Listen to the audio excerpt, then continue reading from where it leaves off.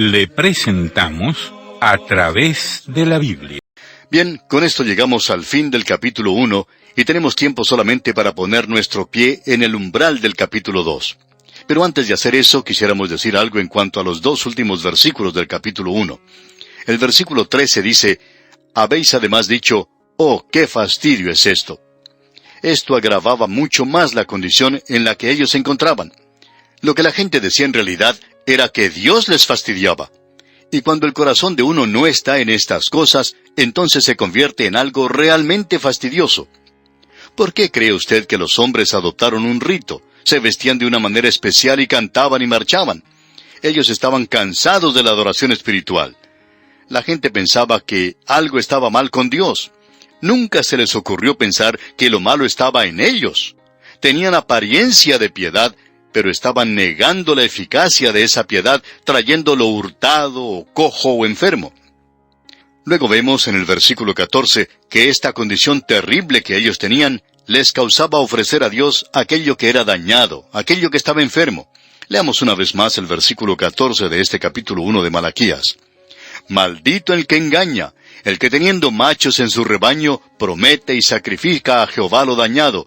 Porque yo soy gran rey, dice Jehová de los ejércitos, y mi nombre es temible entre las naciones». Y bien, llegamos ahora sí al capítulo 2, y tenemos otra sección, aunque aquí se continúa tratando con los sacerdotes. Ellos habían sido reprendidos por su profanación, es decir que ellos eran profanos.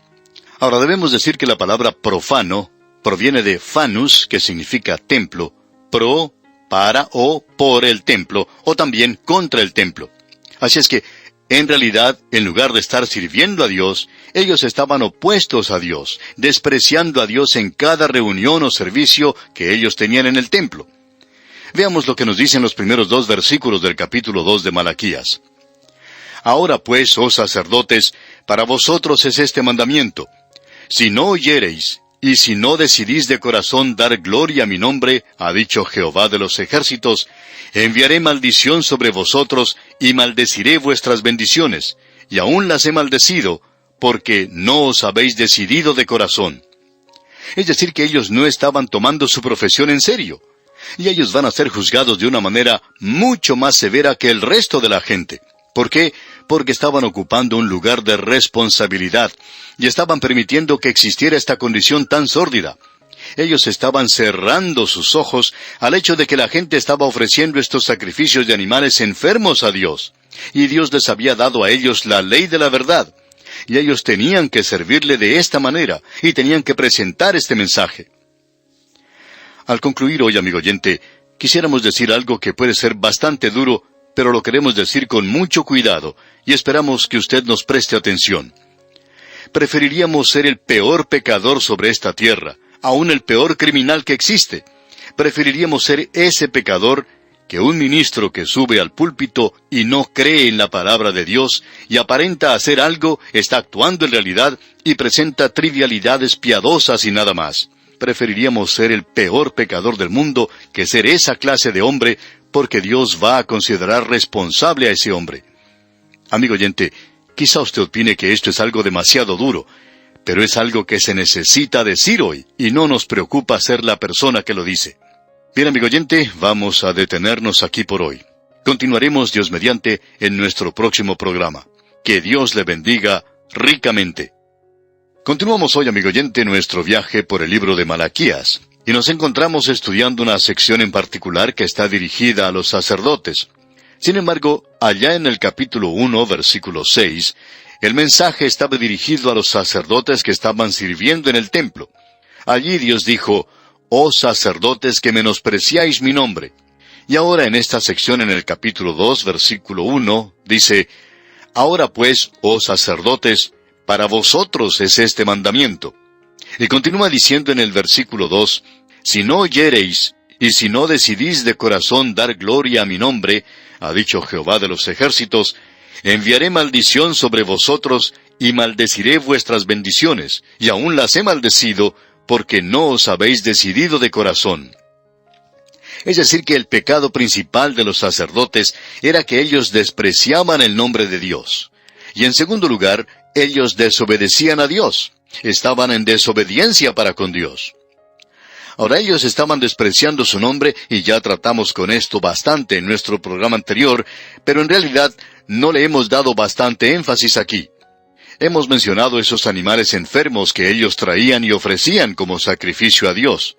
La verdadera condenación de eso no era el valor del sacrificio, no era porque ellos estuvieran dando algo a Dios que no tuviera valor. Él les estaba diciendo esto y les reprochaba esto porque no estaban andando como debían. Más adelante vamos a encontrar esto y Él les hará una pregunta muy directa. La pregunta es esta: ¿robará el hombre a Dios?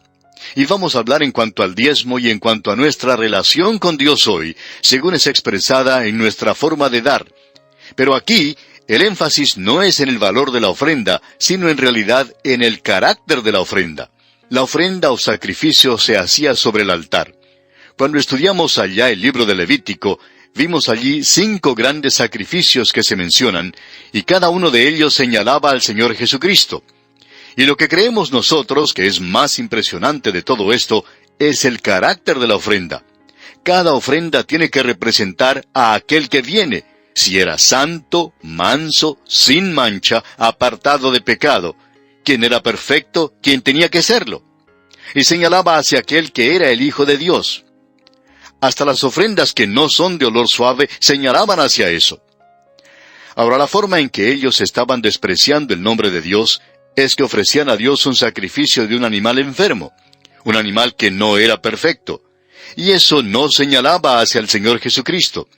Es lo mismo que ocurre hoy cuando hacen algo demasiado grande en cuanto al Señor Jesucristo, como esa producción cinematográfica que hizo Hollywood en 1973 con el título de Jesucristo Superestrella, que no fue otra cosa sino una blasfemia contra el Señor Jesucristo. Es verdad que el mundo no puede olvidarle, pero ellos no piensan correctamente en cuanto a Él. Y hasta cuando uno llega a pensar correctamente en cuanto a Él, uno está equivocado en cuanto a todo lo demás, porque es tan importante. Y cuando nosotros no pensamos correctamente en cuanto al Señor Jesucristo, le menospreciamos. Y Él ha sido menospreciado en los libros y en obras teatrales y aún desde el púlpito liberal. Ellos están despreciando el nombre de Dios. Y esa es la razón por la cual hoy se escucha hablar de manera ligera como quienes dicen: me lo hizo hacer el diablo. Bueno, amigo oyente, fue usted quien tuvo esa vieja y maligna naturaleza. El diablo no le empujó a usted a hacerlo. Otros piensan que Dios les castigará. Dios no está corriendo detrás de la gente tratando de castigarles como el padre castiga a sus hijos. Él no está haciendo eso. Y amigo oyente, nuestro Dios es un Dios misericordioso, y Él castiga el pecado, y Él va a juzgar el pecado. A Él se le llama el Dios terrible. Ahora, ¿qué es lo que quiere decir con eso? Que Él inspira reverencia. Él es un Dios reverendo, que debe ser respetado, y tiene que ser alabado, adorado. Él tiene que ser glorificado. En cierta ocasión, hace ya mucho tiempo, se presentó por la televisión una ópera de rock and roll, y creemos que era como una misa, y no era otra cosa sino alabanzas a Dios. Algunos dicen que la misa ya no tiene mayor significado. Bueno, no interesa si lo tiene o no. Lo importante en esto es que era pura alabanza a Dios. En el día de hoy no tenemos mucha pura alabanza a Dios, aún en las iglesias llamadas fundamentales. Y eso es lo que sucede. Me despreciáis, dice Jehová de los ejércitos. Y esta es una condenación de la iglesia, y todos los creyentes son sacerdotes en el presente. Así es que esto es un verdadero mensaje para nosotros en esta hora presente. Ahora aquí tenemos desobediencia. En el versículo 1 de este capítulo 2 de Malaquías leemos: Ahora pues, oh sacerdotes, para vosotros es este mandamiento. Y veamos lo que nos dice ahora el versículo 3. He aquí yo os dañaré la sementera, y os echaré al rostro el estiércol de vuestros animales sacrificados, y seréis arrojados juntamente con él. ¿Qué es lo que quiere decir con esto? Bueno, en esa época en particular ellos estaban teniendo cosechas abundantes. Y usted recuerda que los sacerdotes recibían un diezmo de la cosecha, ya sea trigo o la cebada, o en el tiempo de verano eran las viñas, 1/10 parte era dada al Señor. Y Dios dice: yo os dañaré la sementera. Ustedes no recibirán el diezmo que han estado recibiendo. La provisión abundante de ustedes ya se acaba. He aquí, yo os dañaré la sementera y os echaré al rostro el estiércol. Debemos recordar que se daba a los sacerdotes todas las entrañas de los sacrificios, hasta los intestinos se les daba a ellos. Y por supuesto, el estiércol estaba allí. Todo eso era rechazado, eso nunca podía ser ofrecido como sacrificio. Por tanto, Dios está diciendo que iba a echar al rostro de ellos el estiércol. Y amigo oyente, este es un lenguaje bastante corriente y claro. Dios dice, yo voy a frotar sus narices en eso. Y cuando suceda eso, ustedes no servirán en mi altar. ¿Por qué? Porque no puede acercarse allí ninguna cosa inmunda. Y ustedes van a estar inmundos cuando eso tenga lugar. Amigo oyente, el lenguaje que Dios utiliza aquí es bastante fuerte, por cierto. Luego dice, el estiércol de vuestros animales sacrificados y seréis arrojados juntamente con él. Es decir que ya no van a poder servir allí más. Y el versículo 4 continúa diciendo, y sabréis que yo os envié este mandamiento para que fuese mi pacto con Leví, ha dicho Jehová de los ejércitos. Vamos a echar una mirada a este pacto con Leví. Primero tenemos los versículos 5 y 6 de este capítulo 2 de Malaquías. Mi pacto con él fue de vida y de paz, las cuales cosas yo le di para que me temiera. Y tuvo temor de mí, y delante de mi nombre estuvo humillado. La ley de verdad estuvo en su boca, e iniquidad no fue hallada en sus labios. En paz y en justicia anduvo conmigo, y a muchos hizo apartar de la iniquidad. Veamos ahora la razón por la cual Dios eligió a la tribu de Leví. Si vamos a la historia, podemos ver que Leví era uno de los hijos de Jacob. Usted nunca elegiría a este hombre porque él nunca hizo nada para recomendarse a sí mismo ante Dios. Y cuando Jacob moría, usted recordará que él llamó a sus 12 hijos a que le rodearan al lado de su cama, y declaró profecías en cuanto a cada uno de ellos. Y puso a Simeón y Leví juntos. En Génesis 49, versículos 5 y 6 leemos, Simeón y Leví son hermanos, armas de iniquidad sus armas. En su consejo no entre mi alma, ni mi espíritu se junte en su compañía, porque en su furor mataron hombres y en su temeridad desjarretaron toros. Ellos pensaban que la razón de ellos era justificada porque se debía a lo que ocurrió a su hermana, pero ellos eran asesinos. Y es sorprendente ver que Dios les eligiera. Ahora, en el versículo 7 del mismo capítulo 49 de Génesis leemos, Maldito su furor, que fue fiero, y su ira, que fue dura. Yo los apartaré en Jacob, y los esparciré en Israel. Ahora, ¿cómo esparcirá a Leví? Bueno, llegarían a ser la tribu sacerdotal. ¿Y cómo pueden ser la tribu sacerdotal cuando Leví era tal clase de persona, un asesino? Sin embargo, Dios eligió a su tribu. Bueno, después de eso, de este hombre, vino una de las tribus de Israel. Ahora, cuando uno llega a la época de Moisés, se encuentra con algo completamente diferente. Moisés ahora, en su lecho de muerte, reúne a las tribus a su alrededor, y lo que en el momento de la muerte de Jacob eran solamente 12 hombres, ahora probablemente son 1,000,000 o más alrededor de Moisés. Y él estaba dando una profecía a cada uno de ellos.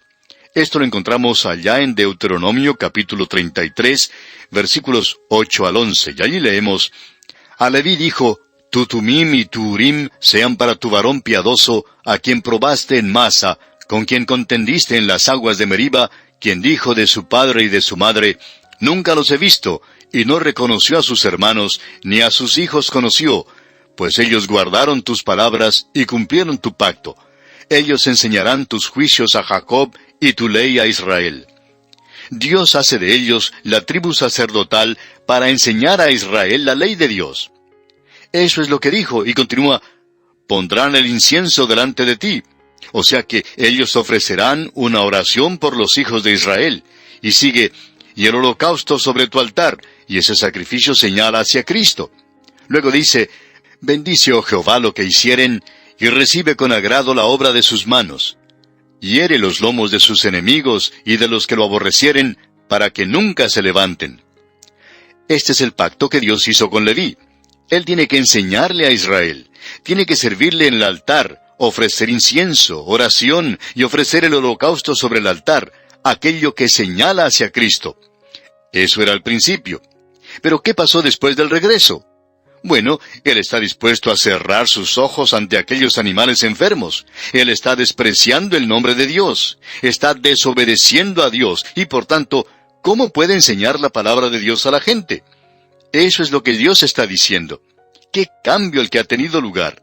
Después de 70 años de cautividad, Leví no ha aprendido su lección. Y en el versículo 5 de este capítulo 2 de Malaquías leemos: Mi pacto con él fue de vida y de paz, las cuales cosas yo le di para que me temiera, y tuvo temor de mí, y delante de mi nombre estuvo humillado. Él le temía a Dios, pero esta gente no le temía. Dice, la ley de verdad estuvo en su boca. Él enseñó la verdad de Dios. Pero estos sacerdotes en esta ocasión no estaban enseñando la verdad de Dios. Ellos estaban quebrantando los mandamientos de Dios en lugar de enseñarlos y cumplirlos. Y eso es lo que Dios está diciendo ahora. Y en el versículo 6 Dios dice, En paz y en justicia anduvo conmigo, y a muchos hizo apartar de la iniquidad. O sea, Él fue un buen ejemplo para esta gente. Pero ahora ha ocurrido un gran cambio. Y esta es una aplicación para el presente, amigo oyente. Nosotros no estamos sirviendo a Dios hasta cuando aprendamos a darle reverencia a su nombre, y a no despreciar su nombre. Esto quiere decir que debemos elevar a Cristo. Él dijo, y yo, si fuere levantado de la tierra, a todos atraeré a mí mismo. ¡Qué cuadro más maravilloso el que tenemos aquí! Sigamos ahora con el versículo 7 de este capítulo 2 de Malaquías. Porque los labios del sacerdote han de guardar la sabiduría, y de su boca el pueblo buscará la ley, porque mensajero es de Jehová de los ejércitos. Aquí nuevamente tenemos esta palabra mensajero o ángel. Y Leví o los sacerdotes deben ser los mensajeros de Jehová de los ejércitos. Y cuando lleguemos al libro de Apocalipsis, veremos allí el ángel de la iglesia en Éfeso. ¿Con quién está hablando allí? Con el líder de ese lugar, aquel que está enseñando la palabra de Dios. Y eso es lo importante. Resumiendo esto entonces, permítanos presentar nuestra interpretación. Creemos que la obligación única del pastor de la iglesia es enseñar la palabra de Dios. Y que Dios tenga misericordia de la iglesia, que hace de él un hombre de relaciones públicas, que va de un lado para otro, dedicando su tiempo a la administración, cuando debería estar estudiando y enseñando la palabra de Dios. No nos sorprende, pues, ver la situación de las iglesias cuando están en cosas así. En cierta ocasión, un diácono llamó a un pastor anciano, ya jubilado, criticando a su propio pastor de su iglesia, diciendo que pasaba demasiado tiempo estudiando, que no administraba la iglesia para nada. El pastor anciano le preguntó si él era un diácono, y él respondió que sí. Entonces, ¿ha visitado usted a los enfermos? Respondió que no, porque estaba muy ocupado. El pastor le dijo entonces que esa era su tarea. La tarea del diácono es la de visitar a los enfermos. Ellos tienen que estar a cargo de la administración de la iglesia. Esa no es la tarea del pastor. La tarea del pastor es la de enseñar la palabra de Dios. Ahora, si él no está enseñando la palabra de Dios cuando sube al púlpito, esa entonces es otra historia. Pero si él está dedicando su tiempo a estudiar y a predicar la palabra de Dios, entonces eso es lo que Dios le ha llamado a hacer. Usted recuerda, amigo oyente, a los apóstoles primitivos. Había viudas de los judíos helénicos y eran aquellos que eran nativos de ese lugar, y estaban discutiendo en cuanto a la distribución de las ofrendas, y presentaron eso a los apóstoles. Y ellos hicieron un trabajo maravilloso. Dijeron, ustedes nombren diáconos, y nosotros nos dedicaremos a estudiar la palabra de Dios. Y eso es importante, amigo oyente. El autor de estos estudios bíblicos, el Dr. J. Vernon McGee, decía que él se encontraba en una posición de privilegio porque había terminado su ministerio dentro de la iglesia. Ahora se podía inclinar ante los demás predicadores con mucha ventaja y le daba gracias al Señor por no haber tenido que llevar a cabo la tarea que tenía antes. No tenía que ver con la administración, sino que dedicaba la mayor parte de su tiempo a estudiar la palabra de Dios mucho más que antes, y le daba gracias a Dios por ello. Y si hubiera tenido que regresar al ministerio, decía, pasaría más tiempo que antes estudiando la palabra de Dios. Y amigo oyente, ese es el trabajo del pastor, del Leví, y eso era lo que no estaba haciendo esta gente, estos sacerdotes.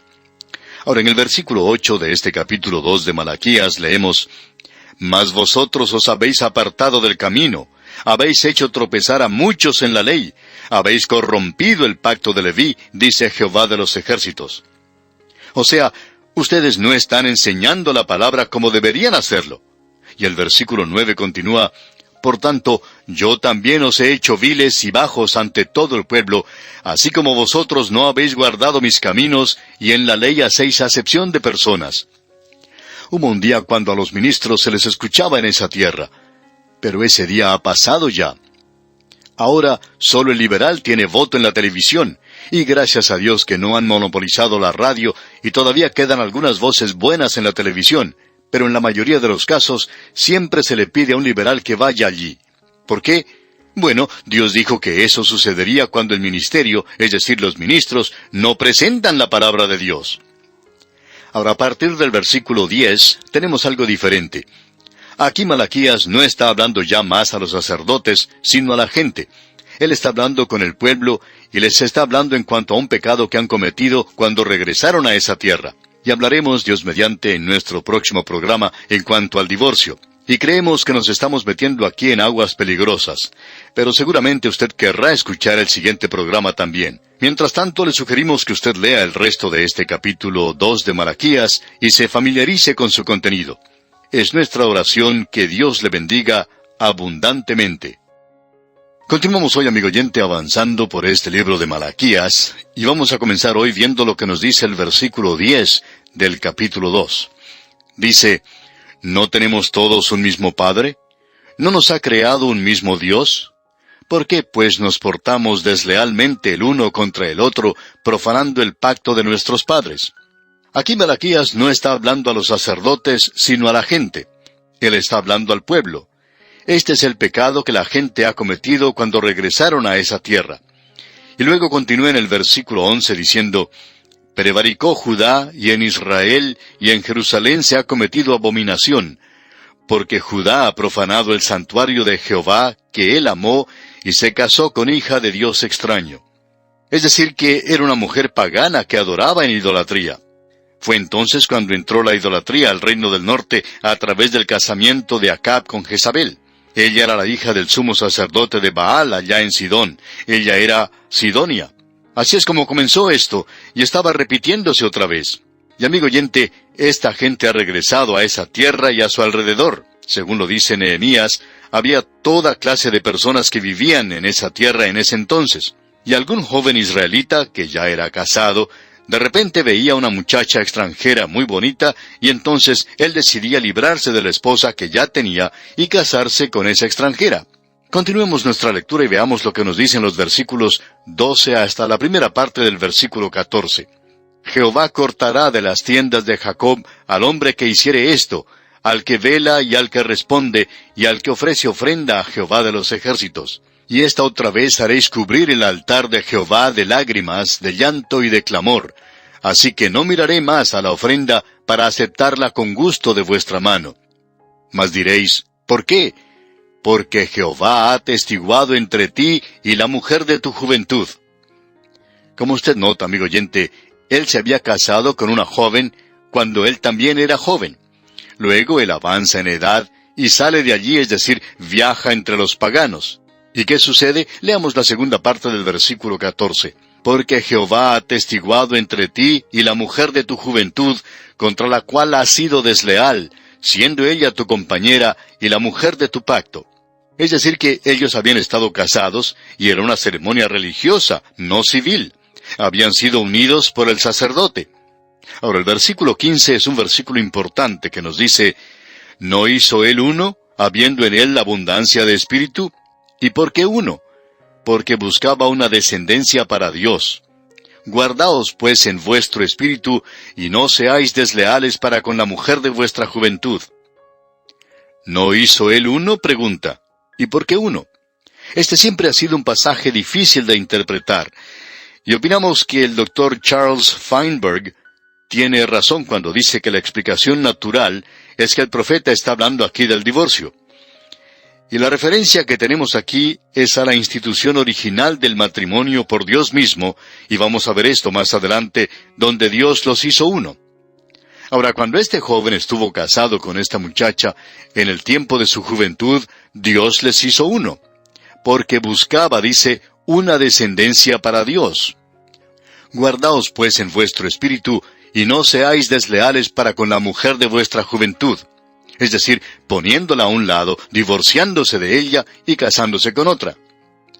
El problema que existía en Israel en esa época es prevalente en nuestro día también, en nuestra cultura contemporánea. Y nosotros hemos cambiado mucho nuestro punto de vista en los años recientes en cuanto a esto. Suponemos que el divorcio es uno de los temas más controversiales que cualquier maestro de la Biblia tenga que responder hoy. Existe una confusión en cuanto a lo que la Biblia dice en realidad sobre este problema. Y hay muchas diferencias e interpretaciones muy diversas en cuanto a esto. O sea, amigo oyente, si nos permite usar una expresión común, debemos decir que esto es verdaderamente una papa caliente. Ahora, queremos decir en primer lugar que uno no puede decir que no hay base para el divorcio, de que no hay base para eso. Nosotros pensamos que esa es una posición que no se puede mantener, y es la posición que la Iglesia, hace 100 años, habría tomado en un 100%, a pesar de lo que la palabra de Dios tenía que decir. El Señor Jesucristo dejó en claro dos cosas. Una es que Moisés había permitido el divorcio a causa de la dureza del corazón de las gentes, pero que también había una base muy clara para el divorcio, y es la fornicación. Es la infidelidad de parte del hombre o de la mujer. Veamos lo que nos dice un conocido pasaje del Nuevo Testamento. El capítulo 19 del Evangelio según San Mateo, versículos 3 al 5, dicen: Entonces vinieron a él los fariseos, tentándole y diciéndole: ¿Es lícito al hombre repudiar a su mujer por cualquier causa? Él respondiendo les dijo: ¿No habéis leído que el que los hizo al principio, varón y hembra los hizo, y dijo: Por esto el hombre dejará padre y madre, y se unirá a su mujer, y los dos serán una sola carne? O sea que él menciona la creación original del hombre y de la mujer. Y allí es donde necesitamos ir ahora, amigo oyente, y lo vamos a hacer dentro de unos instantes. Sigamos ahora leyendo lo que nos dice el capítulo 19 del Evangelio según San Mateo, y en los versículos 6 al 8 leemos: Así que no son ya más dos, sino una sola carne. Por tanto, lo que Dios juntó, no lo separe el hombre. Le dijeron: ¿Por qué pues mandó Moisés dar carta de divorcio y repudiarla?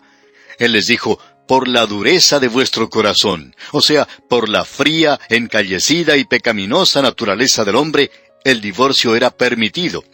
Y dice: Por la dureza de vuestro corazón, Moisés os permitió repudiar a vuestras mujeres. Mas al principio no fue así. Moisés había dado una base muy amplia, digamos, para el divorcio. Y el versículo 9 dice: Y yo os digo que cualquiera que repudia a su mujer, salvo por causa de fornicación, y se casa con otra, adultera, y el que se casa con la repudiada, adultera. Ahora es interesante notar lo que los discípulos dijeron después de esto, porque el versículo 10 dice: Le dijeron sus discípulos: Si así es la condición del hombre con su mujer, no conviene casarse. Es decir, si es tan estricta la cosa. Entonces él les dijo: No todos son capaces de recibir esto, sino aquellos a quienes es dado. Y entonces él señaló la libertad que tenemos. Pues hay eunucos que nacieron así del vientre de su madre. Hay algunos hombres y algunas mujeres que no necesitan casarse.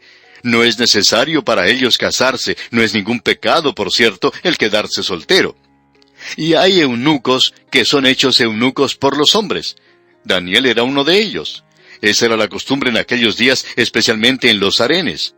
Se les hacía eunucos, pero los hacían a la fuerza, por supuesto. Y continúa: Y hay eunucos que asimismo se hicieron eunucos por causa del reino de los cielos. Hay hombres que por servir a Cristo y a la Iglesia se han hecho eunucos. Si un hombre puede hacer eso y piensa que debe hacerlo, se les debe permitir. Conocemos a varios predicadores que nunca se han casado. Algunos, cuando son jóvenes, piensan que pueden dedicarse completamente al ministerio de esta manera, y algunos deciden quedarse solteros, pero luego se dan cuenta que no lo pueden hacer. Esta es una situación, amigo oyente, en la cual uno tiene mucha libertad. Pero lo importante aquí es que Cristo dijo que hay una base para el divorcio, y es la fornicación. Dentro de algunos momentos vamos a ver que Moisés hizo la base bastante amplia. Ahora el apóstol Pablo aparentemente presenta el asunto de la fornicación de una manera muy clara y lo muestra con un problema que se presentó en la iglesia en Corinto. Veamos lo que nos dice ahora en su primera epístola a los Corintios, capítulo 7, y quisiéramos tratar con esto en todo detalle. Como usted sabe, tomamos la posición de que el apóstol Pablo se había casado y que su esposa probablemente había fallecido y él no se volvió a casar. Y creemos que este pasaje que vamos a ver ahora presenta esto de una manera muy clara. En el versículo 9 del capítulo 7 de la primera epístola a los Corintios, él dice, «Pero si no tienen don de continencia, cásense, pues mejor es casarse que estarse quemando». En el versículo 10 él agrega, «Pero a los que están unidos en matrimonio, mando no yo, sino el Señor, que la mujer no se separe del marido». Es decir, si la mujer está casada con un hombre incrédulo. Cuando ellos recién se casaron, ambos eran paganos, y luego ella se convirtió, o viceversa, el hombre se convierte, y él dice, «Y si se separa, quédese sin casar, o reconcíliese con su marido, y que el marido no abandone a su mujer». Pero sencillamente porque él ha sido salvado, y su esposa no es salva, no es una razón para abandonar a su mujer. Esto es con tal que él no se haya casado con una persona inconversa cuando él era salvo.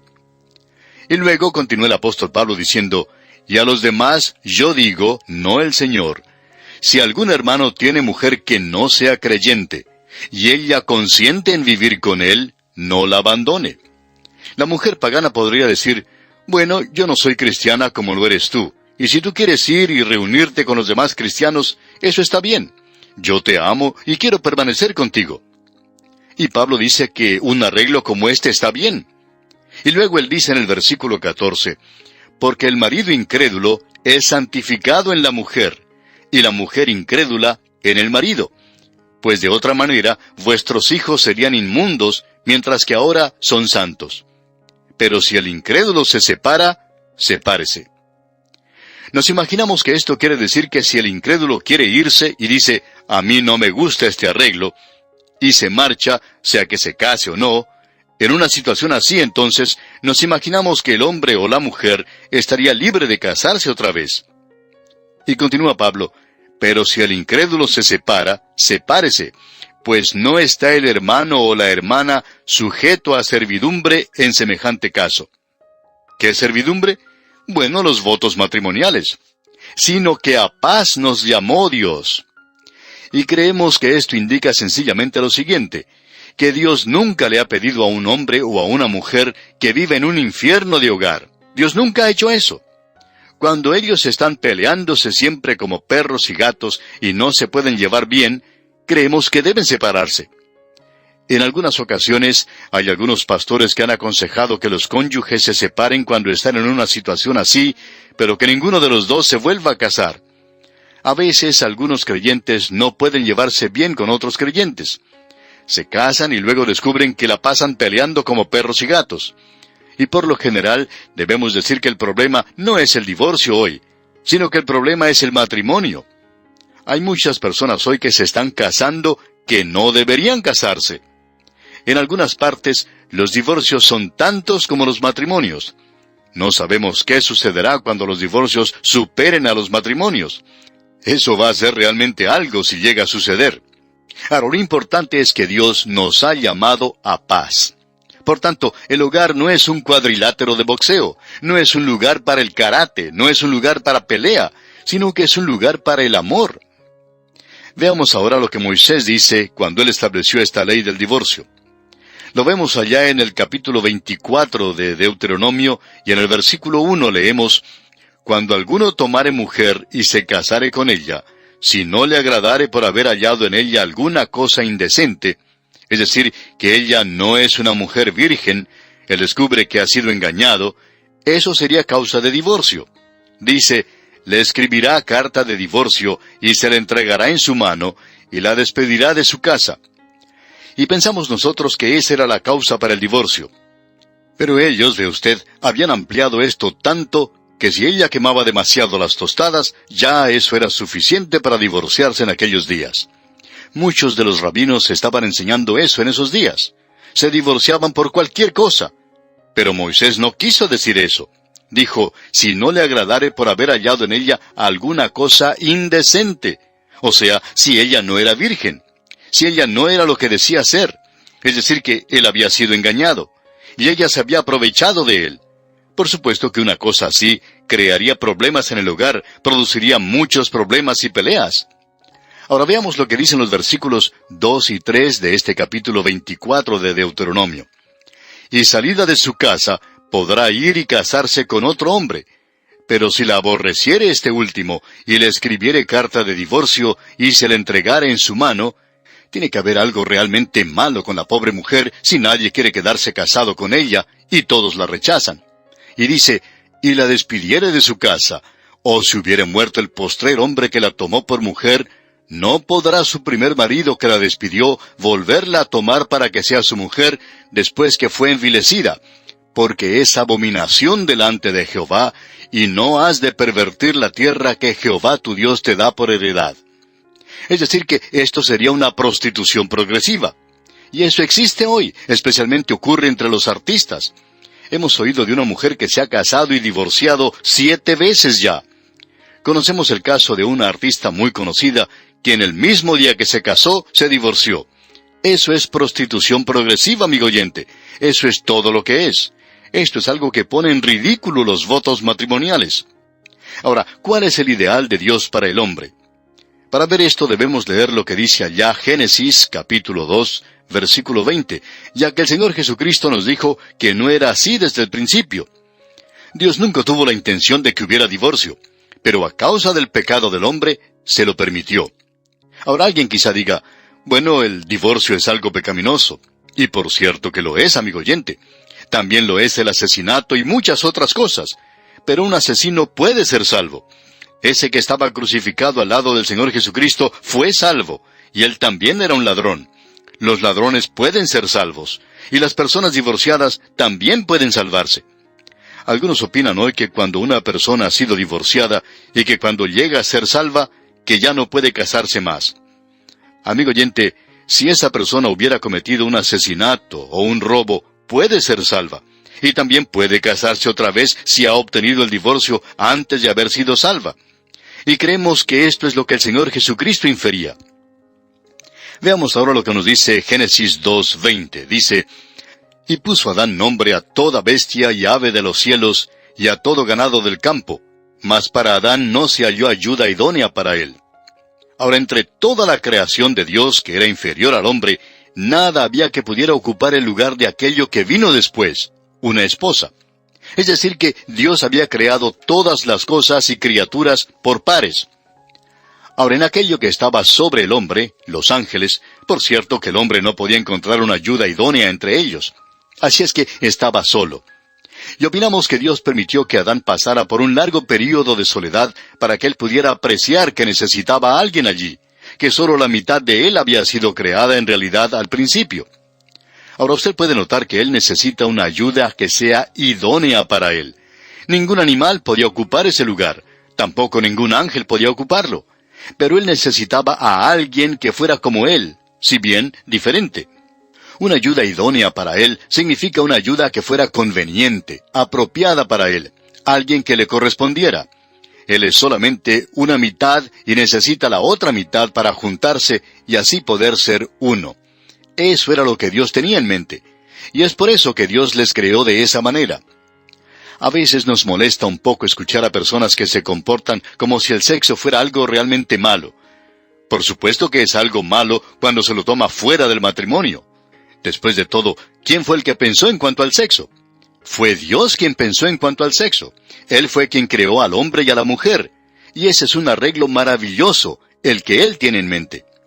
Ahora, en el versículo 21 de este capítulo 2 de Génesis leemos, entonces Jehová Dios hizo caer sueño profundo sobre Adán, y mientras éste dormía, tomó una de sus costillas y cerró la carne en su lugar. Ahora, ¿por qué Dios hizo esto? ¿Por qué no formó a la mujer del polvo de la tierra como hizo con Adán? Ella sería diferente. Ella es como él. Así es que ella tiene que salir del hombre, porque el hombre no es una persona completa en realidad. Ella fue hecha de la costilla del hombre.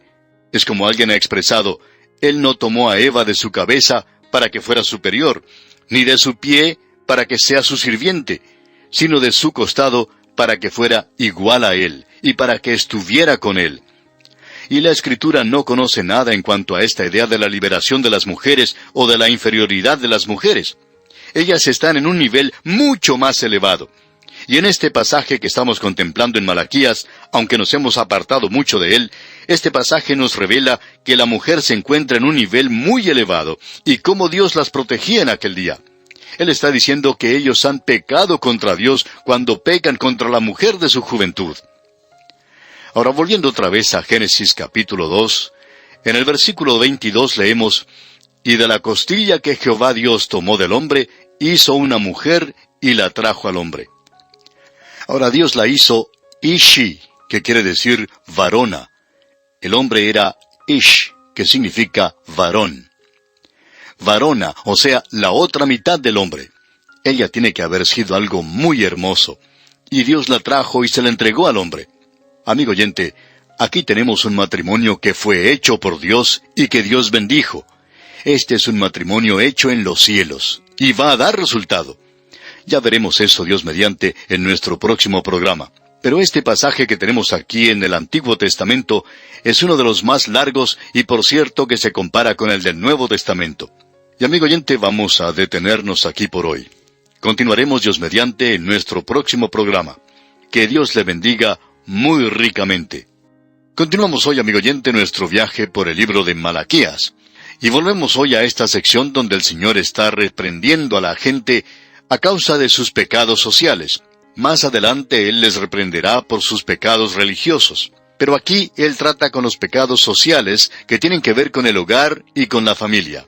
Y de manera específica, Él ha indicado en el versículo 11 de este capítulo 2, «Prevaricó Judá, y en Israel y en Jerusalén se ha cometido abominación, porque Judá ha profanado el santuario de Jehová, que Él amó».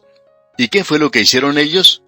Bueno, aquí se nos presenta de una manera llana y clara que no deja lugar a dudas. En la segunda parte de este mismo versículo 11, dice, «Y se casó con hija de Dios extraño». Es decir, que se casaron con mujeres paganas. Ahora, ¿qué podemos decir en cuanto a sus propias mujeres? Bueno, el Señor les dice aquí en el versículo 13 de este capítulo 2 de Malaquías, «Y esta otra vez haréis cubrir el altar de Jehová de lágrimas, de llanto y de clamor. Así que no miraré más a la ofrenda para aceptarla con gusto de vuestra mano». Bueno, ellos habían hecho a un lado a sus propias esposas, se habían divorciado de ellas, se habían casado con las muchachas paganas que habían conocido, pero aún así continuaban yendo al altar, al templo, para adorar y llevar sacrificios. Y Dios dice, «Así que no miraré más a la ofrenda para aceptarla con gusto de vuestra mano».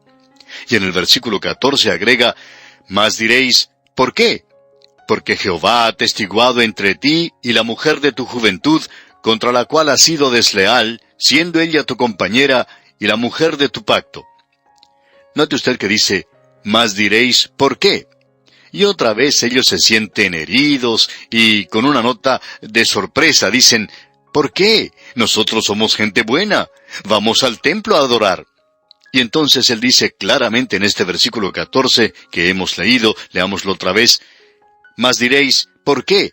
Porque Jehová ha atestiguado entre ti y la mujer de tu juventud, contra la cual has sido desleal, siendo ella tu compañera y la mujer de tu pacto». Ahora, la mujer de tu juventud es la primera esposa. Algunos expositores bíblicos consideran que el siguiente versículo, el versículo 15 de este capítulo 2 de Malaquías, es el más difícil de todo este libro. Bueno, si usted es un predicador sencillo, como lo somos nosotros, solo tiene un significado, porque eso es lo que dice, y leemos aquí en la primera parte del versículo 15, ¿no hizo él uno? Es decir, un hombre y una mujer. Leamos todo este versículo 15 que dice, ¿no hizo él uno, habiendo en él abundancia de espíritu? ¿Y por qué uno? Porque buscaba una descendencia para Dios. Guardaos pues en vuestro espíritu, y no seáis desleales para con la mujer de vuestra juventud. Dios dice que Él ha rechazado sus sacrificios porque andaban mal en la familia. Ellos habían dejado de lado la mujer de su juventud para poder casarse con estas mujeres paganas. Y ese era el propósito de esto. En nuestro programa anterior observamos lo que el Señor Jesucristo dijo y señaló como una razón definitiva y específica para el divorcio. Y esa razón, como cualquiera otra, era a causa de la dureza del corazón de los hombres y las mujeres debido al pecado que había entrado en el mundo. Y luego el apóstol Pablo presenta claramente lo que deben hacer cuando un creyente y un incrédulo se casan. Y nos damos cuenta que el Señor no estaba hablando en cuanto a una situación así, sino que estaba hablando a gente que era de la misma raza, y todos, se supone, adoraban al mismo Dios. Pero el apóstol Pablo dice, para beneficio del creyente de Corinto, porque algunos que se habían convertido allí ya estaban casados. ¿Y qué es lo que ellos debían hacer? Bueno, si el incrédulo desea permanecer contigo, y pueden tener un hogar donde hay paz y felicidad, entonces deben continuar. Pero si eso es imposible, si el incrédulo decide apartarse y se marcha, entonces el creyente no está bajo ninguna obligación. Y por esa razón, nosotros creemos que se permitiría el divorcio. Ahora, este pasaje de Malaquías es el pasaje más largo que tenemos en el Antiguo Testamento en este tema del divorcio. Dios no ha dado una base muy amplia para el divorcio bajo la ley, como pudimos observar en nuestro programa anterior, allá en el capítulo 24 de Deuteronomio. La base que él presentó en ese capítulo es de si el hombre o la mujer eran hallados indecentes. Esa es una expresión genérica que incluye tanto al hombre como a la mujer. Es decir, que si la mujer encontraba algo indecente en el esposo, también sería aplicable. Y aquí tenemos algo que opinamos nosotros ha sufrido negligencia, y es algo importante. Y es aquello que anda mal hoy. Y no es tanto este asunto del divorcio hoy, sino es el hecho de que hay algunos que se están casando, es decir, aquellos que se están casando y que no deberían hacerlo. Permítanos ilustrar esto con parte de una carta que nos ha llegado de una de nuestras oyentes, en la cual nos dice que ella aprendió del Señor algo que nunca hubiera aprendido si no se hubiera visto privada por un tiempo de la palabra de Dios a través de las transmisiones radiales debido al cierre de la emisora que transmitía los programas. Ella dice que comenzó a sentir un hambre muy profunda por el conocimiento que solo se encuentra en la palabra del Dios vivo y verdadero. Y dice ella que cierta noche, como a las 2 de la mañana, se despertó y despertó a su esposo, y compartió con él el hambre que tenía por Cristo. Ella pensaba que conocía a Cristo, pero no le había permitido a él tomar el control de su vida. Luego de haber orado, ella fue llenada con una paz más allá de lo que se puede describir. Ella dice que el matrimonio de ella es algo lindo y todo a causa de Cristo. Dice que su esposo había aceptado a Cristo cuando solo tenía 7 años de edad, y que sería imposible describir en realidad todas las bendiciones que han recibido juntos desde aquella noche cuando hicieron esa oración. Y el Señor, cuando da a sus hijos, da de manera abundante. ¿Ve usted, amigo oyente? Es el matrimonio lo que es importante. Y uno no puede corregir ciertas situaciones cuando andan mal desde el comienzo. Así es que hay que regresar al principio mismo. El Señor Jesucristo fue al principio, y el apóstol Pablo hace referencia a eso. Y en el versículo 15 de este capítulo 2, Malaquías está haciendo referencia a esto también. ¿No hizo él uno? Es decir, uno solo. Adán y Eva eran uno. Eso es lo importante de notar de nuestra parte. En nuestro programa anterior vimos que no había ayuda idónea para Adán. Él no tenía ninguna ayuda de este mundo inferior a él, es decir, ese mundo animal. Tampoco pudo encontrar compañía en los ángeles. Como pudimos ver, Dios tomó entonces una costilla de Adán, y esto no es un relato insensato. Pero, ¿por qué no hizo Dios a la mujer del polvo de la tierra como hizo al hombre? Bueno, porque Él quiere señalarle al hombre, de manera muy directa, que la mujer es parte del hombre. El hombre es solo una mitad del hombre sin la mujer. Y ese es el cuadro que tenemos. Como dijimos, ella no fue sacada de su cabeza para que fuera superior. Tampoco fue sacada de sus pies para que fuera su sierva. Ella ha sido tomada de su lado para ser su compañera. Ella es su ayuda. Juntos van a llegar a ser uno solo. Ahora, ¿cómo puede 1 más 1 ser igual a 1? Bueno, esa es la aritmética de Dios, y es correcta, digamos de paso. Ahora, en el versículo 23 del capítulo 2 de Génesis leemos: Dijo entonces Adán: Esto es ahora hueso de mis huesos y carne de mi carne. Esta será llamada varona, porque del varón fue tomada. Ahora, ¿qué es la mujer? Bueno, en hebreo la palabra para hombre es ish. Por lo tanto, ella es isha. Es el otro lado. Nosotros le llamamos masculino y femenino, pero es sencillamente la otra mitad de él, la otra parte del hombre. Él dijo, esto es ahora hueso de mis huesos y carne de mi carne. Esta será llamada varona, porque del varón fue tomada. Por tanto, dejará el hombre a su padre y a su madre, y se unirá a su mujer, y serán una sola carne.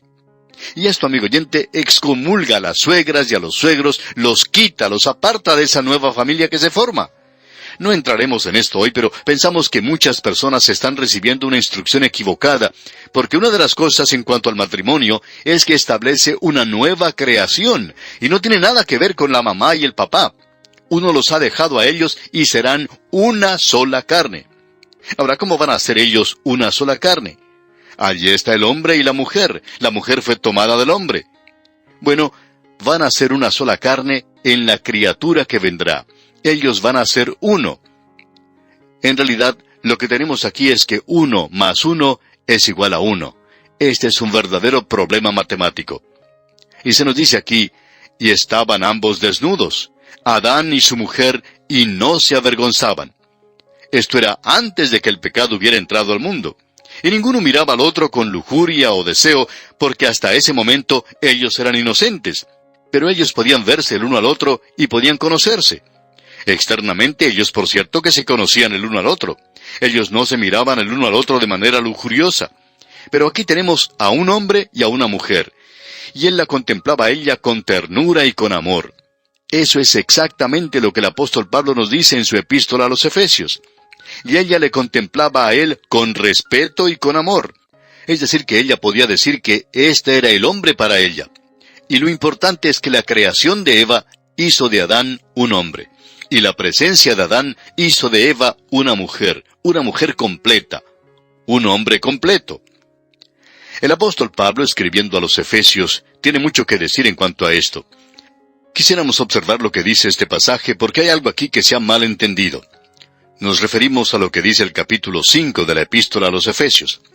Esto no solo tiene que ver con el hogar cristiano, sino con los creyentes que están llenos del Espíritu, porque comienza diciendo en el versículo 18, «No os embriaguéis con vino, en lo cual hay disolución. Antes bien, sed llenos del Espíritu, hablando entre vosotros con salmos, con himnos y cánticos espirituales, cantando y alabando al Señor en vuestros corazones, dando siempre gracias por todo al Dios y Padre, en el nombre de nuestro Señor Jesucristo». Y luego el apóstol sigue diciendo, «Someteos unos a otros en el temor de Dios». Y luego, pasando al versículo 22, dice, «Las casadas estén sujetas a sus propios maridos como al Señor». Ahora, esto no quiere decir obediencia aquí. Él no está hablando de obediencia. Él está hablando de que ella tiene que responder al hombre. Ella es la otra parte del hombre, pero por necesidad de dirección, el hombre es la cabeza de la mujer. ¿Por qué? Porque hace falta tener una cabeza. Ahora, no es que ésta sea una monstruosidad con 2 cabezas. Y sigue diciendo el apóstol, «Así como Cristo es cabeza de la iglesia, la cual es su cuerpo, y Él es su Salvador». Así que, como la iglesia está sujeta a Cristo, así también las casadas lo estén a sus maridos en todo. Y esto está basado en lo siguiente: maridos, amad a vuestras mujeres. Hay algunos que opinan que a la mujer se le pide que sea obediente a un alcohólico y que le siga hasta cuando va a la cantina. Si usted piensa que eso es lo que el apóstol Pablo está diciendo aquí, amigo oyente, entonces permítanos decirle que usted está completamente equivocado y debe leer todo esto. Dice, maridos, amad a vuestras mujeres. Esta es la clase de esposo al cual ella debe responder. Y creemos que el hombre tiene que ser el primero en decirle a la esposa, yo te amo. Y entonces, cuando él dice esto, ella debe responder, yo te amo también. Y esto nos lleva a decir lo siguiente, que no hay tal cosa como frigidez en la mujer. Esto ha sido malentendido, porque si ella tiene al esposo apropiado, entonces ella responderá a ese hombre que la trata a ella de la manera correcta, y él es su esposo en el Señor. Maridos, amad a vuestras mujeres, así como Cristo amó a la iglesia y se entregó a sí mismo por ella. creemos que los jóvenes del día de hoy necesitan mucha más instrucción que la que están recibiendo, y no necesitan recibirla en una escuela pública, porque lo único que se glorifica allí es el sexo. Ahora quisiéramos tratar hoy este asunto desde un punto de vista un poquito diferente de lo que se le ha presentado antes, porque esto necesita ser enfatizado en nuestro día. Y permítanos comenzar diciendo que existe en el presente una obsesión por el sexo que es algo aterrador y es muy alarmante. Uno solo tiene que observar la literatura contemporánea para reconocer esto. En la revista Decisión, publicada por la organización Billy Graham, se publicó un editorial allá en el año 1964, en el cual se decía: así es que nuestros jóvenes recorren el camino hacia el infierno en una atmósfera que haría enfermarse a cualquier animal que se precie de serlo. Y nadie piensa que eso es de importancia o que es tan malo como parece. Esa es una declaración muy buena, por cierto. Y un destacado escritor cristiano dice: ¿dónde están esos clamores externos que se equiparan a las voces internas del alma, que a veces murmura tenebrosamente y otras veces clamorea vigorosamente que todas las cosas no andan bien, que estos pies porfiados están recorriendo el camino de la ira, el camino del juicio? Y luego él dice: la respuesta no es sencillamente presentar más leyes, sino que se encuentra en la regeneración por medio del Espíritu, quien es el único que puede encender las almas de los hombres con una sed enviada divinamente por una pureza más grande, tanto para el individuo como para la política. Aparte de tal purga y quema espiritual, el hombre se hunde bajo el peso y la corrupción de sus propios pecados. Ahora, esto es algo que se publicó allá en el año 1965. Pero hay otras voces que se dejan escuchar en alarma. A nuestro alrededor se puede escuchar a quienes abogan por ese culto neurótico que reclama falsamente que todo ese énfasis en el sexo es una señal de una nueva era, más amplia e iluminada. La realidad es que no hay nada nuevo en cuanto a esto. Más aún, no señala la entrada a una vida abundante. Por el contrario, caracteriza la defunción de todas las civilizaciones decadentes y en decadencia, como Egipto, Babilonia, Grecia y Roma, para señalar solo unas pocas. El símbolo del sexo señala la declinación y la caída de mucha gente noble y destacada. Es parte del estertor de muerte de una nación declinante. La Revolución Francesa señaló la partida de la gloria de Francia, y fue durante esa época que la prostituta fue colocada y adorada sobre un altar. Ahora, la excusa que se presenta para dar esta atención anormal y desmesurada a este tema dado por estos proveedores de inmundicia y lujuria es que una generación puritana del pasado quiso taparlo completamente. Se hace la acusación falsa de que la Biblia y la Iglesia han desaprobado ese tema del sexo hasta que lo han vuelto un tabú hoy, y que solo puede ser susurrado en secreto. Más aún, acusan que los fracasos de los matrimonios del presente y el aumento de los divorcios es la gran ignorancia de los jóvenes. Que si ellos solo conocieran en cuanto a este tema tan fascinante, dice esta clase de gente, habría mucho más éxito en el matrimonio. Debemos decir que quizá la tragedia de esto es que los puritanos quizás se fueron a un extremo. Estamos de acuerdo con esto. Y no nos gustaría estar en ese período otra vez. Pero la presente generación no ha hallado la solución a esto. Y después de todo, la Biblia no va con ninguno de esos grupos. No creemos que los puritanos hayan tenido una base bíblica para eso, porque como dijimos en el programa anterior, ¿quién fue el que pensó del sexo? No fue Hollywood, ni las películas, ni esta gente. Quizá ellos piensan que lo originaron, pero amigo oyente, fue Dios mismo quien comenzó todo esto. Y Él quería ubicarlo en una base santa. Hay personas que están tratando de promover que los jóvenes tienen que leer todos los libros pornográficos que se presentan. Sin embargo, amigo oyente, a pesar de todo este nuevo énfasis en cuanto al sexo, los divorcios continúan aumentando, y ya se hace hasta monótono escuchar la historia de la tragedia del matrimonio moderno. Ahora, el conocimiento de lo físico puede tener lugar en la preparación para un matrimonio feliz, pero es algo inadecuado para hacer un hogar feliz. Esto le da un énfasis pervertido y anormal que no pertenece allí.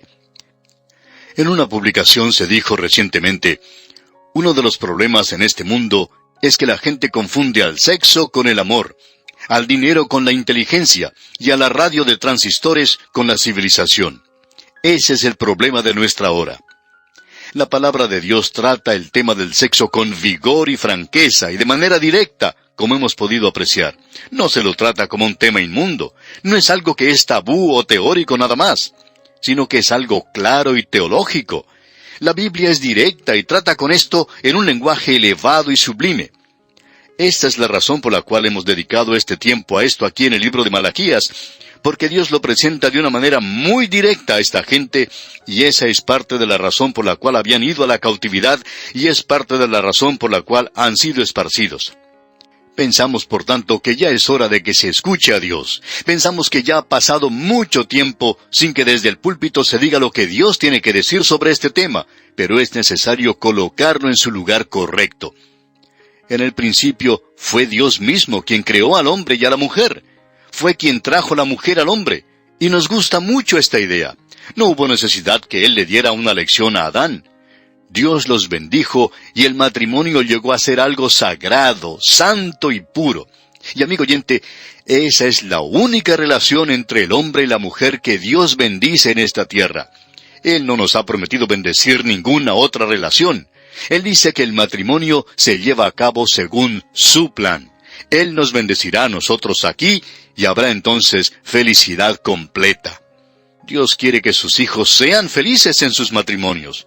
Él tiene un plan y propósito para cada uno de nosotros si solamente escuchamos lo que Él nos dice. Permítanos referirnos a un versículo de las Escrituras aquí, y con esto vamos a concluir nuestro programa de hoy, y hablaremos de esto, Dios mediante, en la próxima oportunidad. Y queremos terminar diciendo esto: pero tengo contra ti que has dejado tu primer amor. Y aquí nos detenemos por hoy. Que Dios bendiga su vida es nuestra ferviente oración. Continuamos hoy, amigo oyente, nuestro viaje por el libro de Malaquías. Y volvemos hoy al capítulo 2 y vamos a continuar con el versículo 10. Y estamos observando aquí que el pueblo está siendo reprendido por sus pecados sociales. Esto tiene que ver con la familia. En los últimos 2 o 3 programas hemos tratado específicamente con el tema del divorcio. Pero ahora queremos tratar de manera específica con cada uno de estos versículos que nos llevan a considerar este gran tema, y es un gran tema porque es muy pertinente y es un problema prevalente en la hora en que vivimos. Ahora, la primera parte del versículo 10 comienza diciendo: ¿no tenemos todos un mismo Padre? Y hay muchos que tratan de decir que aquí Malaquías se está refiriendo a Abraham, porque él está hablando específicamente a Israel y muy definitivamente a Judá. Y siendo que eso es cierto, ha habido quienes, quizás sin mucha justificación, han dicho que es Abraham. Pero creemos que la siguiente pregunta aclara mucho que aquí está hablando en cuanto a Dios, ya que dice: ¿no nos ha creado un mismo Dios? Él presenta claramente cómo Dios es el Padre. Dios es un Padre por creación, pero el hombre perdió eso. Adán fue el hijo de Dios, pero después de la caída, Él tuvo un hijo a su propia semejanza, no a la semejanza de Dios, sino a la semejanza de su naturaleza caída. Así es que, cuando Él llega a hablar a la nación de Israel, uno no encuentra a Dios hablando específicamente de israelitas individuales como si fueran sus hijos, sino que Él habla de un cuerpo múltiple como lo es en una nación. Él habla a la nación de Israel como hijo. Él dice, como expresa Isaías: Israel, mi hijo. Bueno, esa es la nación, no es una persona individual. Aún aquellos 2 hombres que eran tan destacados en el Antiguo Testamento, como lo fueron David y Moisés, no fueron llamados hijos, sino que se llamaba a Moisés mi siervo y a David mi siervo. Nunca fue Moisés mi hijo o David mi hijo. Nosotros hemos llegado a ser los hijos de Dios por medio de la fe en el Señor Jesucristo. Ahora, aquí dice: ¿no tenemos todos un mismo Padre? Es decir, por creación. Todos somos seres humanos. Esto es algo que se ha enfatizado mucho en el mundo en el presente. Y creemos que eso está correcto. Todos somos seres humanos. En cierta ocasión un hombre que hablaba por la televisión y que ciertamente era incrédulo, decía que todos somos seres humanos y que deberíamos demostrar consideración el uno con el otro. Bueno, eso es cierto, en lo que él expresó tenía razón. Usted es un ser humano, y yo soy un ser humano, y yo debería darle a usted los mismos derechos y privilegios y respeto que quisiera recibir para mí mismo. ¿No tenemos todos un mismo Padre? ¿No nos ha creado un mismo Dios? Todos somos creación de Dios. Ahora la última parte del versículo 10 dice, ¿por qué pues nos portamos deslealmente el uno contra el otro, profanando el pacto de nuestros padres? Ahora aquí tenemos a este pueblo que había sido elegido y están quebrantando el pacto de Dios. Ellos estaban portando deslealmente el uno con el otro. No andaban bien con Dios y tampoco andaban bien el uno con el otro. Y eso es cierto del hombre en el presente también. Debemos decir que hay muchas personas que son incrédulas, de las cuales uno no se puede confiar. Y debemos decir, desafortunadamente, ya que hemos pasado la mayor parte de nuestra vida dentro de la iglesia, que hay muchos en la iglesia de los cuales uno no se puede confiar, no se puede tener ninguna confianza en ellos. ¿Por qué? Porque se portan deslealmente. Y no hay nada que perjudique más la causa de Cristo en el presente que las luchas internas en la iglesia, las dificultades que existen en la iglesia y el hecho de que algunos líderes están persiguiendo a los otros líderes. Esto es algo muy trágico en realidad. No importa lo evangelista que pueda ser una iglesia, el testimonio es completamente nulo cuando están luchando el uno contra el otro en el seno de la iglesia. Luego él continúa hablando de manera muy específica en el versículo 11 donde dice, prevaricó Judá. Y sabemos de lo que él está hablando aquí. La tribu de Judá y alrededor de Jerusalén y en Israel, todas las 12 tribus están incluidas. Jerusalén es la capital. Y este versículo 11 del capítulo 2 de Malaquías dice, prevaricó Judá, y en Israel y en Jerusalén se ha cometido abominación, porque Judá ha profanado el santuario de Jehová que él amó, y se casó con hija de Dios extraño. Dios es un Dios santo, y él ama la santidad. Dios no ama el pecado, él aborrece el pecado. Dios va a señalar de manera muy directa de lo que él está hablando aquí. Dice, y se casó con hija de Dios extraño. Ya hemos tratado con esto. Los hombres estaban abandonando a sus propias esposas y a su alrededor habían estas hermosas muchachas extranjeras. Y ellos se volvían a casar con esas muchachas, pero estas jóvenes estaban sirviendo a deidades paganas. Y ellas fueron las que trajeron la idolatría a Israel, a la nación. Así es como entró al principio. Así es como Balaam pudo maldecir a Israel. Él no podía maldecirla al principio porque Dios no se lo permitía. Pero él pudo lograr que Balac diera consejos malos, incorrectos a Israel. Él dijo que las hijas de Moab deberían casarse con los hijos de Israel. Y esto nuevamente trajo el castigo de Dios sobre ellos. Y eso, amigo oyente, es algo que se presenta a través de toda la palabra de Dios. Y hablando honradamente, creemos que eso es lo que significa en el libro de Génesis. No creemos que los hombres y los ángeles que habitaban la tierra habían producido una clase de descendencia monstruosa, porque los ángeles ni se casan ni se dan en casamiento. Lo que aquí se presenta es una vida impía. Los hijos de Dios, del linaje de Dios, miraron a las hijas de los hombres, y esta es otra vez la misma historia. Y esta misma historia se está repitiendo en nuestro día también. Es por eso que podemos notar que sigue en aumento el número de divorcios, y aunque uno continúe presentando esto, esta espiral sigue ascendiendo. Nadie está escuchando, pero seguimos diciéndolo. Un creyente y una persona incrédula nunca deben casarse. Cualquier muchacha o joven que hace esto ante Dios, desobedeciendo instrucciones y mandamientos muy directos en relación con esto, está buscando dificultades. Y amigo oyente, usted no tendrá ningún problema. Los problemas lo estarán buscando a usted. Y siempre sucede igual, nunca puede ser de otra manera. Luego en el versículo 12 de este capítulo 2 de Malaquías leemos, Jehová cortará de las tiendas de Jacob al hombre que hiciere esto, al que vela y al que responde, y al que ofrece ofrenda a Jehová de los ejércitos. Usted puede apreciar que no hace ninguna diferencia que esta persona esté llevando a cabo algún rito si continúa viviendo en el pecado.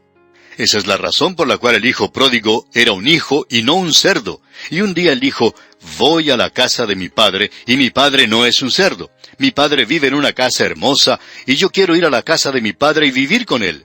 Y un hijo de Dios no va a quedarse viviendo en el pecado. Recibimos muchas cartas de los oyentes, y de vez en cuando recibimos alguna que nos cuenta de algún hombre que es miembro de una iglesia y que no puede dejar de vivir en el adulterio. A una persona así debemos decirle que si usted es un hijo de Dios, usted va a salir de esa situación en la que se encuentra. no seguirá viviendo en la posilga. Y si usted no sale de la posilga, entonces podemos llegar solamente a una conclusión. Usted tiene que ser uno de los cerdos que viven allí, porque solo los cerdos buscan vivir en la posilga y están satisfechos viviendo allí. Usted tendrá que salir de ese lugar, amigo oyente. Ahora el versículo 13 de Malaquías nos dice: «Y esta otra vez haréis cubrir el altar de Jehová de lágrimas, de llanto y de clamor. Así que no miraré más a la ofrenda para aceptarla con gusto de vuestra mano». ¿Qué era lo que estaba sucediendo? Bueno, las mujeres de las cuales estos hombres se estaban divorciando para poder casarse con las muchachas extranjeras, iban al altar llorando y derramando sus lágrimas sobre el altar. Y Dios dice: «Yo las he escuchado su llanto». Y más adelante, cuando el hombre venía al templo de manera presuntamente muy piadosa, llevando su sacrificio, y lo colocaba en el mismo altar donde se había derramado las lágrimas de su esposa, entonces ellos esperaban que Dios les aceptara. Y Dios dice: «Yo quiero que entiendas algo, que yo no presto ninguna atención a eso». Y deberíamos decir esto, amigo oyente, que pensamos que este hombre que dice que es miembro de una iglesia y que vive en el adulterio, pensamos que él hasta puede recoger las ofrendas de la iglesia. Quizá pueda ser el tesorero de la iglesia o un diácono, pero Dios no está prestando ninguna atención a su trabajo. Eso no es algo bueno ante sus ojos. Sería mucho mejor que este hombre permaneciera en su casa, que no fuera a la iglesia, porque Dios lo presenta aquí de una manera muy clara. Dios dice que Él no puede aceptar eso. «Así que no miraré más a la ofrenda para aceptarla con gusto de vuestra mano». Él sabe que este hombre es un hipócrita y no lo aceptará. Luego leemos en la primera parte del versículo 14, «Mas diréis, ¿por qué?». Ellos se presentan con fingida inocencia y pretenden ignorancia. Y dicen: «¿Por qué nos ofende tanto Dios al siquiera sugerir que no va a aceptar la ofrenda? Traje un hermoso cordero para ofrecerlo a Dios, pero Dios dice que la vida de este hombre es algo inmundo». Y amigo oyente, cuando ellos preguntan el por qué, Dios se lo explica claramente para que no haya ningún modo de mal entendimiento. Leamos el versículo 14 de este capítulo 2 de Malaquías. «Mas diréis, ¿por qué? Porque Jehová ha atestiguado entre ti y la mujer de tu juventud, contra la cual has sido desleal, ella siendo tu compañera y la mujer de tu pacto». Ahora ella es aquella mujer con la cual él estuvo ante el sacerdote, e hizo ese pacto de que iba a serle fiel y verdadero para con ella. Y el versículo 15 dice: «¿No hizo él uno, habiendo en él abundancia de espíritu?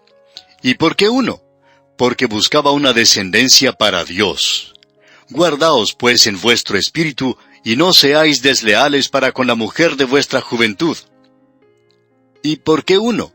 Como dijimos anteriormente, esto nos lleva de nuevo a la misma creación. Malaquías lo lleva uno a la creación. El Señor Jesucristo, allá en el capítulo 19 del Evangelio según San Mateo, los llevó a ellos también a la creación. Asimismo, el apóstol Pablo los llevó a ellos a la creación del hombre y la mujer. Allí uno puede encontrar el propósito original de Dios. La mujer iba a ser una ayuda idónea para el hombre. Ella debe ser parte de él. Él no es un hombre sin ella. Adán no sabía lo que era, sino hasta cuando Dios le trajo a Eva. Luego él supo que era un hombre, y supo que ella era una mujer. Y ella supo que él era un hombre, y que ella era una mujer. Ellos eran uno, cada uno era la mitad del otro. Y cuando un hombre y una mujer, amigo oyente, pueden llegar a ese punto, como se expresa en el libro del Cantar de los Cantares: «Mi amado es mío, y yo suya». Amigo oyente, cuando un hombre y una mujer pueden decir eso, ellos han arribado. Ese es un lugar verdaderamente feliz, es una relación gloriosa. Y esa es la intención y el propósito de Dios. Ahora Malaquías dice aquí que Dios los ha hecho uno. Él los hizo uno. Él los hizo uno en el bebé que nace. Adán es una mitad y Eva es la otra mitad. Y juntos ellos hacen uno. Y amigo oyente, no pasó mucho tiempo cuando Adán y Eva habían poblado muy bien el lugar en el que vivían en la tierra. ¿No hizo el uno, habiendo en él abundancia de espíritu? ¿Y por qué uno? Porque buscaba una descendencia para Dios. Y amigo oyente, usted puede apreciar que ella tenía que ayudarle a él. Ella tenía que ser como él era. Y esa es la razón por la cual una jovencita no debe casarse con un joven, a no ser que él crea como ella cree, porque ambos tienen que ir por el mismo camino. Y uno puede descubrir que es muy duro si uno es hijo de Dios y el otro no lo es. Joven amigo, amiga señorita, si usted opina que puede ganarle a él para Cristo después de haberse casado, o ganarla a ella, ¿no se da cuenta que antes de casarse es cuando usted tiene mayor influencia sobre la otra persona? Amiga oyente, un joven enamorado hace cualquier cosa para agradar a la joven con la cual desea casarse.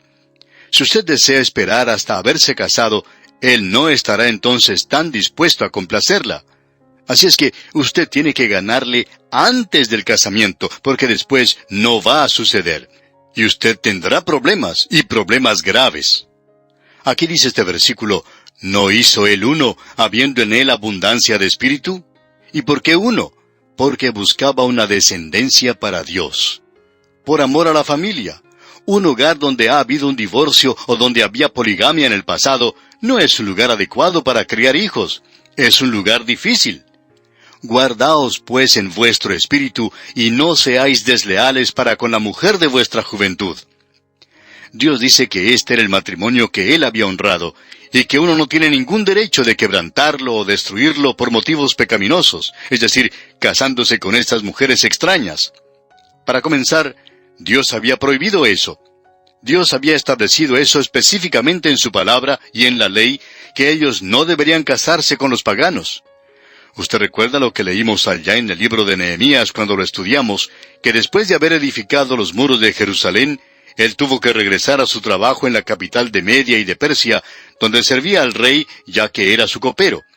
Después de haber estado allí por algún tiempo, Nehemías salió de vacaciones, y en su viaje él se encontró con que Tobías, el enemigo de Dios, había preparado una cámara en los atrios de la casa de Dios, del templo, porque el hijo del sumo sacerdote se había casado con la hija de Tobías. Y usted sabe lo que hizo Nehemías. Él fue a ese lugar y arrojó todos los muebles a la calle e hizo que limpiaran el lugar y volvieran a colocar allí los utensilios de la casa de Dios. Y amigo oyente, quizá usted diga que eso era muy duro, y quizá no era muy diplomático que digamos. Y en realidad no lo era, pero por cierto que se limpió el templo. Y sería bueno tener laicos hoy que se mantuvieran bien firmes por la palabra de Dios. Esto es algo realmente extraordinario. Ahora, en el versículo 16 de este capítulo 2 de Malaquías leemos, «Porque Jehová, Dios de Israel, ha dicho que él aborrece el repudio, y al que cubre de iniquidad su vestido, dijo Jehová de los ejércitos. Guardaos pues en vuestro espíritu, y no seáis desleales». Una de las cosas más hermosas en el Antiguo Testamento es que cuando un hombre se casa con una muchacha, toma su capa y la coloca sobre ella. Eso indicaba que él la iba a proteger. Usted recuerda aquello que se describe allá en el hermoso libro de Ruth. Ruth era una viuda, y según la ley mosaica, ella podía reclamar a Booz como pariente cercano que la redimiera. Él no podía pedirle a ella que se casara con él. Ella tenía que reclamar eso. Así es que Noemí, a quien le gustaba ser de esas personas casamenteras, la envía a la era de Booz y le dice, «Tú tienes que ir allí y esperar hasta que termine toda la ceremonia religiosa que están llevando a cabo. Y cuando él se acueste, notarás el lugar donde se acuesta, e irás y descubrirás sus pies y te acostarás allí, y él te dirá lo que hayas de hacer». Ahora todos los hombres se acostaban así como los radios de una rueda, protegiendo ese montón de trigo que habían reunido y con el cual habían estado trabajando. Noemí le dijo, «Te acostarás allí». Y aconteció que a la medianoche se estremeció aquel hombre, y se volvió, y he aquí una mujer estaba acostada a sus pies. Entonces él dijo, «¿Quién eres?». Y ella respondió, «Yo soy Ruth tu sierva, extiende el borde de tu capa sobre tu sierva». Es decir, que ella le estaba pidiendo a él su protección como pariente que le pudiera redimir. O sea que le estaba pidiendo que se casara con ella. Y eso es lo que el hombre le ofrece a una mujer en el matrimonio, su protección y su amor. Y ella le ofrece su devoción y su vida a él. Ese es el cuadro que tenemos de Cristo y la Iglesia. Ahora, en el versículo 17, el último versículo del capítulo 2 de Malaquías, tenemos algo que es digno de mención. Dice, «Habéis hecho cansar a Jehová con vuestras palabras». Y no podemos menos que sonreír ante una expresión como esta. Dios dice, «Estoy tan cansado de esas oraciones largas y presuntamente piadosas que ustedes hacen. Estoy tan cansado de los testimonios que ustedes dan. Ustedes me cansan en realidad. Como usted recuerda, amigo oyente, ellos le habían dicho a Dios que estaban cansados. Y entonces Dios les dice ahora que Él estaba más cansado que ellos le aburrían con esas reuniones y servicios hipócritas que llevaban a cabo para Dios. Y podemos estar seguros de que Malaquías va a continuar calentando el puchero, por así decirlo, va a mantener la caldera hirviendo. Este es un libro tremendo, amigo oyente, y un gran libro del Antiguo Testamento. Y por hoy vamos a detenernos aquí. Dios mediante, continuaremos en nuestro próximo programa, cuando comenzaremos nuestro estudio en el capítulo 3 de Malaquías. Este es el último capítulo de este libro. Mientras tanto, como lo hacemos de costumbre, le sugerimos que usted lea el capítulo 3 de Malaquías y se familiarice con su contenido. Que Dios le bendiga es nuestra ferviente oración. Continuamos hoy, amigo oyente, viajando por el libro de Malaquías, y regresamos al capítulo 2. Y veremos lo que nos dice el versículo 17, que es el último versículo que consideramos en nuestro programa anterior. También veremos que los primeros versículos del capítulo 3 nos dan la respuesta a la pregunta de este último versículo del capítulo 2. Esa es la respuesta que Dios da. Llegamos aquí al capítulo 3, y en los primeros 3 versículos tenemos, por así decirlo, un paréntesis. Es muy similar a lo que encontramos en Ageo y Zacarías. En medio de esos dos libros, había una sección con un paréntesis, un interludio histórico como lo llamamos en el libro de Zacarías. Ahora aquí es la predicción de 2 mensajeros. Encontramos que será la respuesta que Dios da a esta gente aquí. Y habiendo concluido esa sección en cuanto a los pecados sociales que tienen relación con la familia y el divorcio, ese cáncer que estaba corroyendo las entrañas mismas de esa nación y que puede destruir cualquier nación, inclusive la suya y la mía, amigo oyente, no pueden ser una excepción a esto, de eso estamos seguros. Habiendo concluido esa sección, entonces, Dios les dice en la primera parte del versículo 17 de este capítulo 2 de Malaquías: «Habéis hecho cansar a Jehová con vuestras palabras, y decís, ¿en qué le hemos cansado?». Debemos repetir que vemos aquí el mismo tono de inocencia herida de esta gente que utilizó anteriormente. Ellos pretenden ignorar la ofensa.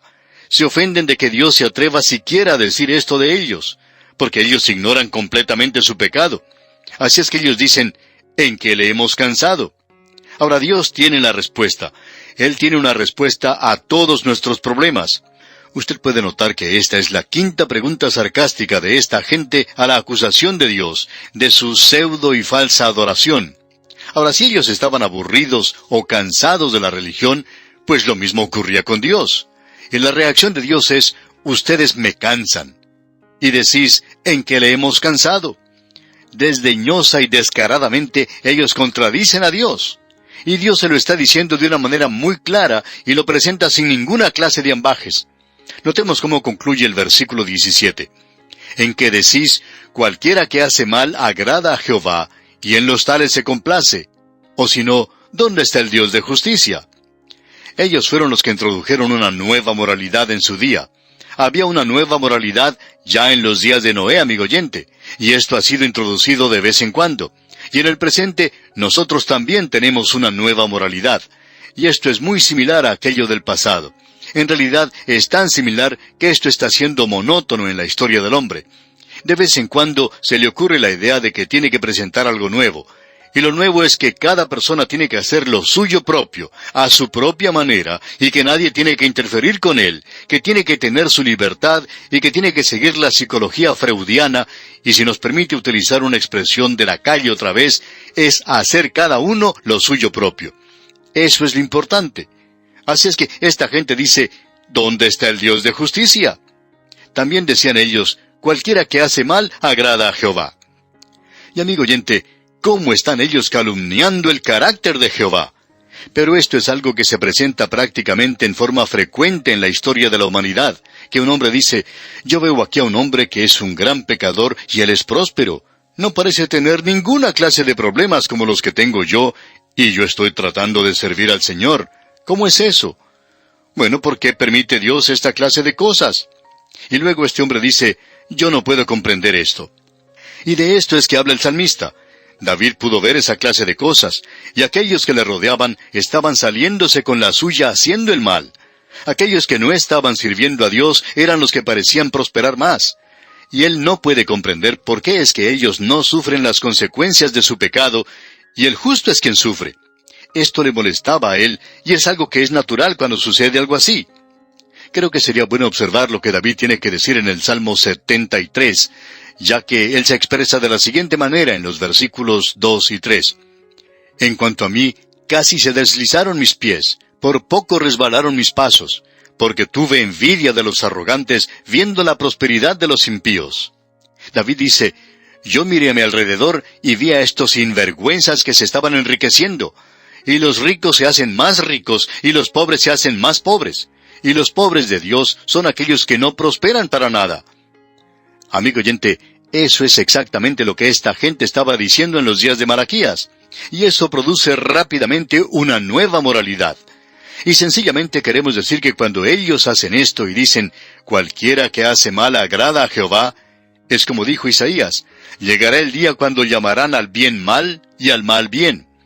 Y ellos hacen eso porque miran a su alrededor y piensan que Dios no está haciendo nada en cuanto a esto. Bueno, ¿no era ese el mismo problema cuando estudiamos el libro de Habacuc? ¿Recuerda usted? Él miró a su alrededor y vio que ellos estaban viviendo en pecado y que al parecer Dios no estaba haciendo nada en cuanto a eso. Y por tanto, vale la pena hacer el mal. Bueno, ¿qué es lo que sucede en el presente? ¿Qué es lo que tiene lugar? Uno puede ver a su alrededor grandes compañías, cada vez más grandes, y observar también lo que le está sucediendo al hombre pobre, al hombre medio. No sé si usted lo ha notado, amigo oyente, pero parece que todo el mundo está tratando de conseguir favores de los ricos y agradar a los poderosos del presente, y se pisotea al hombre pobre. ¿Por qué no hace Dios algo en cuanto a esto? Esto ha provocado que muchas personas sigan ese mismo procedimiento. Y este es el problema que se presenta aquí. Y diríamos nosotros que es un verdadero problema. Ahora, David obtuvo una respuesta a su problema porque él fue a Dios. Él dijo en el versículo 17 de este Salmo 73 que mencionamos, hasta que entrando en el santuario de Dios, comprendí el fin de ellos. Amigo oyente, usted está observando el presente inmediato. Pero, ¿qué en cuanto al futuro lejano?